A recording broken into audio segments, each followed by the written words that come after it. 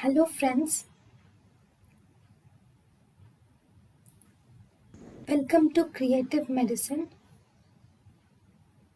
In this lecture, we will learn about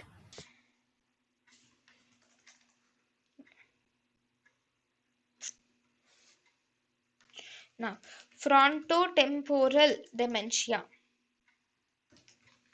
Okay. In frontotemporal dementia, here the defect is in the chromosome 17 defect. This will result in either localized or regional atrophy of the temporal lobe, and the frontal lobe is seen in the frontotemporal dementia. So there is atrophy of the frontal lobe and there is atrophy of the temporal lobe is seen. Frontal lobe is the center of emotions. So here the patient will have emotion and um, social disturbances are seen in the patient first, and later the memory is lost in the patient. Memory is in the temporal lobe, so memory loss occurs later in the disease.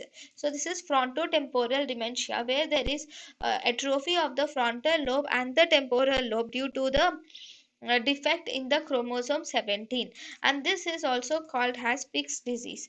For this frontotemporal dementia, there is no specific treatment is available for frontotemporal dementia. thank you and thank you for watching.